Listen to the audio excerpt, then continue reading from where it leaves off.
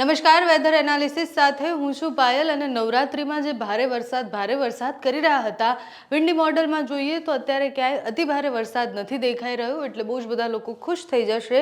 ખેલૈયાઓ જે એવું વિચારતા હતા કે અમે આટલા દિવસ નહીં રમી શકીએ, એમાં મોટાભાગે થોડીક રાહત દેખાઈ રહી છે. એટલે જે સિસ્ટમ હતી બંગાળની ખાડીમાં બની હતી, એ સિસ્ટમ જેમ જેમ નજીક આવવાની હતી એનો ટ્રેક થોડોક બદલાઈ ગયો છે ને એના કારણે અતિ ભારે વરસાદની ક્યાંય આગાહી નથી. જ્યાં પડશે ત્યાં છૂટો છવાયો મધ્યમથી ભારે વરસાદ પડવાની સંભાવના છે. દક્ષિણ ગુજરાતમાં ભારે વરસાદ પડી શકે તેવી સંભાવના છે, પણ આ રાઉન્ડમાં એટલી અસર નહીં દેખાય. આના પછીનો જે રાઉન્ડ આવે છે 26-27 તારીખની આસપાસ, ત્યારે તમને ગુજરાતમાં ભારે વરસાદ જોવા મળશે. આજની સ્થિતિ જોઈએ તો આજ બપોર સુધીમાં તમે જુઓ, સુરત, વલસાડ અને મહારાષ્ટ્રના બોર્ડરના વિસ્તારો છે ત્યાં વરસાદની સંભાવના છે. આ બાજુ વડોદરાની આસપાસ થોડો વરસાદ પડશે. મધ્ય ગુજરાતના લુણાવાડા, છોટાઉદેપુરવાળા વિસ્તારમાં વરસાદ પડશે. ભાવનગરથી લઈને મહુવા, અલંગ, ઉના, વેરાવળ, જુનાગઢ, પોરબંદર, દેવભૂમિ દ્વારકા બધે વરસાદની સંભાવના છે. આ બાજુ તમે જુઓ કે કચ્છમાં નલિયાના ભાગમાં પણ વરસાદની સંભાવના છે. એટલે છૂટો છવાયો મધ્યમ વરસાદ આ બધી જગ્યાએ પડવાનો છે. સાંજ થતા સુધીમાં એમાં પણ રાહત મળે તેવી સંભાવના અત્યારે દેખાઈ રહી છે. એટલે તમે સ્થિતિ ધીરે ધીરે જોશો તો તમને ખબર પડશે કે ગુજરાતમાં હવે અતિથી અતિ ભારે વરસાદની અને જે એવું કહેવાતું હતું કે છેલ્લો વરસાદ ભરપૂર વરસાદ લઈને આવશે, એ સંભાવનાઓ નથી દેખાઈ રહી. આપણે જે સિસ્ટમની વાત કરતા હતા ત્યાં પહોંચીએ આપણે. અહીંયા એક સિસ્ટમ બની છે. તમે જુઓ કે ભુવનેશ્વરના દરિયાકાંઠાના વિસ્તારોમાં એક સિસ્ટમ છે. અહીંયા ઓલરેડી એક સિસ્ટમ બનેલી હતી, આગળ વધી ગઈ છે. હવે જ્યારે અહીંયા બનેલી સિસ્ટમ અને આ બે ભેગી થશે એના કારણે વધારે મજબૂત થશે. એનો સિયર ઝોન છે વધી જશે, જે આઉટર ક્લાઉડ આપણે કહેતા હોઈએ છીએ એ વધી જવાની સંભાવના છે. અને પછી અહીંયાથી સિસ્ટમ ધીરે ધીરે આગળ વધી મહારાષ્ટ્ર તરફ આવવાની છે. જ્યારે મહારાષ્ટ્રના દરિયાકાંઠા સુધી પહોંચશે ત્યારે એની તીવ્રતા અતિ થઈ જશે.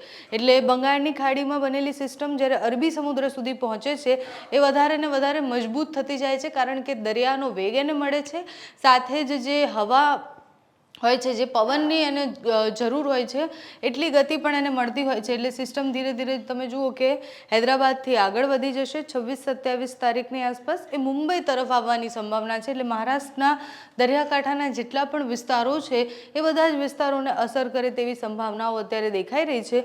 ગુજરાતમાં 27 તારીખે ક્યાંય જ વરસાદ નથી. એટલે આપણે જે વરસાદનો રાઉન્ડની વાત કરી રહ્યા હતા એ ધીરે ધીરે સિસ્ટમ જ્યારે અહીંયા પહોંચશે ત્યારે દક્ષિણ ગુજરાતના વિસ્તારો અને દરિયાકાંઠાના વિસ્તારોને અસર કરતું જશે. હજુ એ કેટલી મજબૂતાઈથી સિસ્ટમ આગળ વધે છે એના ઉપર પણ આધાર છે. જ્યારે એ અરબી સમુદ્રમાં સિસ્ટમ પહોંચી જશે ત્યારે સંભવિત રીતના દરિયાકાંઠાના બધા જ વિસ્તારોને અસર કરશે. તમે જુઓ કે 27 તારીખ સાંજ સુધીમાં આખી સ્થિતિ બદલાઈ ગઈ. એટલે આ દક્ષિણ ગુજરાતમાં અતિભારે વરસાદની આગાહી, દાહોદ, છોટાઉદેપુર, નર્મદાવાળા પટ્ટામાં અતિભારે વરસાદ પડવાની સંભાવના છે.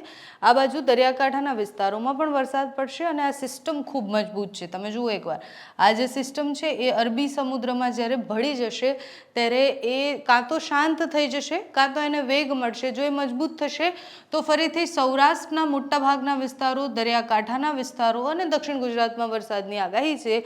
અને 28 તારીખથી આખા ગુજરાતમાં જે સાર્વત્રિક વરસાદ આપણે કહેતા હતા, જે ભારે વરસાદ પડવાનું છે એની સંભાવનાઓ દેખાઈ રહી છે. સિસ્ટમ તમે જુઓ ખૂબ મજબૂત થાય છે. અરબી સમુદ્રમાં જતાં અહીંયા દરિયાકાંઠામાં એક ટ્રફ બની ગયો છે. આ બાજુ એક સિસ્ટમ જતી રહી છે આગળ, અને એના કારણે આ બધા જ વિસ્તારો તમને જે ગ્રીન કલર દેખાય છે એ અતિભારે વરસાદ સૂચવે છે. અને મોટાભાગના દરિયાકાંઠાના વિસ્તારોમાં વરસાદ પડશે. કચ્છમાં પણ 29 તારીખે વરસાદની સંભાવના છે. 29 તારીખે મોડી રાત્રે આખા ગુજરાતમાં વરસાદ પડે તેવી સંભાવના છે. ઉત્તર ગુજરાતમાં પણ વરસાદ પડવાની સંભાવના છે. એટલે 28, 29, 30, 31 આટલા દિવસ સુધી વરસાદનો જે રાઉન્ડ છે એ ભારે વરસાદ લઈને આવશે. ત્યાં સુધી ગુજરાતમાં કોઈ વરસાદની એવી સંભાવના નથી. જ્યાં પડશે ત્યાં છૂટો છવાયો ઝાપટાવાળો વરસાદ પડવાની સંભાવના છે.